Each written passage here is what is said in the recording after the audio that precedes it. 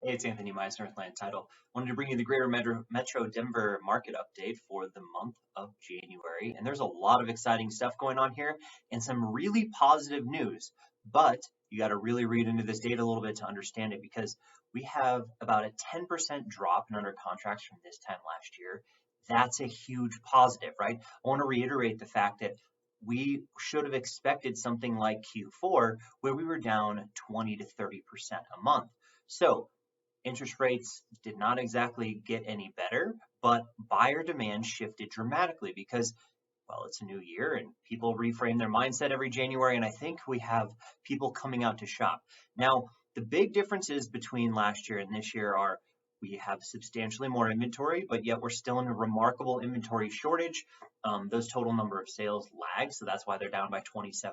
That's kind of what we would have expected to see for under contract numbers. So this is a huge positive, minus 10% in light of all of the negative information coming out in the media and just slowdowns in the marketplace and in the economy.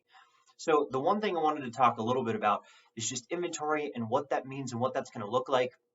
We have almost 4,000 units on the market in January, which is a whole lot better place than where we have been in the last couple of years, but nowhere near where we really truly need to be to feel some relief for buyers. So it's going to be competitive for the beginning of the year, but then we're going to see some major rising inventory, which is such a slowdown with buyer activity. So that being said, it's going to change a little bit by marketplace. You can see down here in the bottom corner, there is a bunch of these submarkets that are responding at different rates. Inventory shifts. Some markets like Arapahoe County or Adams County, they're up 200%. Places like Denver County, in the heart of Denver is only up 100%.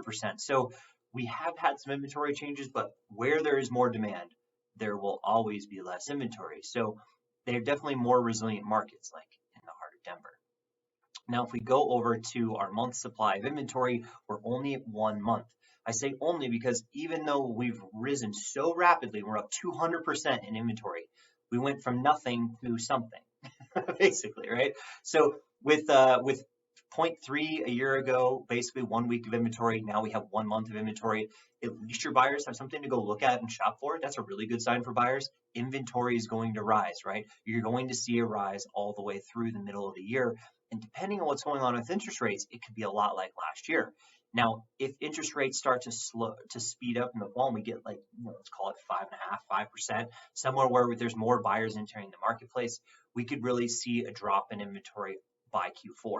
So you have a lot to look forward to this year. If you're a seller, sell early, right? Because before that rise in inventory, it's really important to start making some of those points. If you're a buyer, on the other hand, you got to buy early, which doesn't usually happen, right? Usually when it's the time to sell, it's not the time to buy. But for this year, because there's less demand right now and there's less buyers out there, it's less competitive, you can deal with an interest rate problem by refinancing. You cannot deal with the market change in any other way than responding when the market is favorable for you. So there's not as many buyers out there. This is the time to shop. There's not as many sellers out there. This is the time to list. The farther we go along in the year, the faster the market's going to get, the more buyer competition there's going to be. Even if inventory starts to rise a little bit, it's still going to be more competitive towards the middle of the year. Now, if we get into Q3 and Q4, we'll just have to kind of see what happens there. We're really looking to, that 10-year T-note to see what's happening with interest rates, but things will eventually settle down. We're going to get better interest rates. We just don't know when that's going to take place.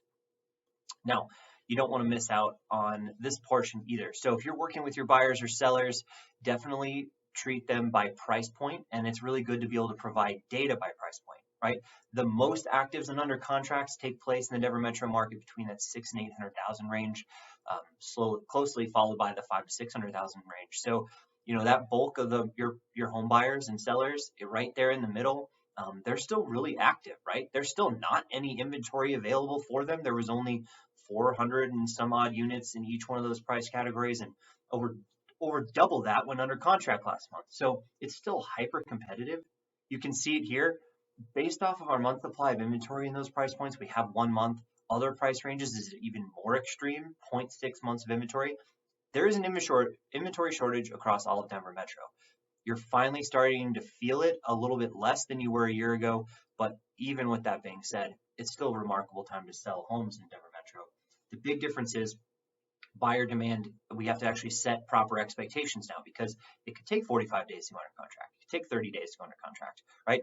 Even if they're buttoned up in good homes, there's just, there's not as many buyers out there shopping. So you can really see that slowdown in the days on market, but that's a really good sign for buyers. I would say this is an awesome year to work with buyers if you can get qualified people to work with. So that's a really good sign.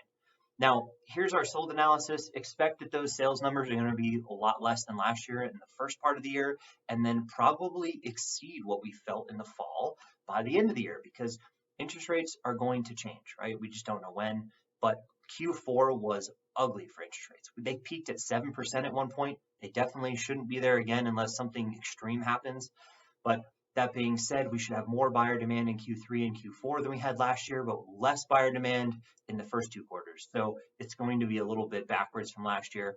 That being said, if we come out similar to last year in our total sales numbers, that actually would be a pretty remarkable thing. Okay, so average sales prices, right? It felt like we were falling over the last 6-8 months.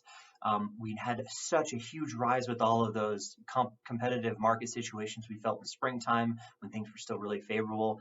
And then people were, making price adjustments, and it felt like you were taking seller concessions, and lots of different things occurred in that fall market. Well, we really feel like we're turning a corner here. You can see this is the history of real estate. This is a great slide to use with your people that wonder if they made a good investment or not. Excuse me. So the big difference is, where are we going to head? What are we going to do? I would say that there's never a bad time to buy real estate. It's really just bad times to sell real estate. So for right now, I think everyone that's trying to time the bottom of the market, this is as bad as it's going to get, right? Like, things are just going to increase from here. You're going to have a really strong market in all of Greater Metro. Expect, if we get that 5.5–6% range of appreciation over the course of the year, it's still going to be much more expensive to purchase a year from now, or even in the fall, than it is right now. So I don't think there's a reason to wait, and you definitely want to, pass that message along to your buyers as well. This is another one really good slide to talk about how we're going to miss our marks from last year in the first part of the year, and how much sales really slowed in that fourth quarter, and where we can really exceed some of those numbers in the fall. If you ever need to shoot a video on it, I always really like this slide, but not much to talk about since we already had that conversation. Now, if you look at our percentage sold price to list price, this is the attached market, but we could look at either one. Percentage sold price to list price is 98.5% attached. Realistically, this is still a really good market. Now, was it one of the better deals you could have gotten in a while? Probably. It's not going to be this good by next fall. So if you have investors out there, they really want to take advantage of some of this, this is the time to start getting some of that stuff under contract. You're not going to see this big boom like we saw those last two big peaks in the middle of the year. We're going to be more in a normalized market where if we peak around 100% April or May, that's a really good sign, and you should be really thrilled about that. If you have any other questions, I'm Anthony with Land Title, and don't forget to like and subscribe to the video. Lots of other content for you, so if you need local data, don't forget to reach out. Have a good one.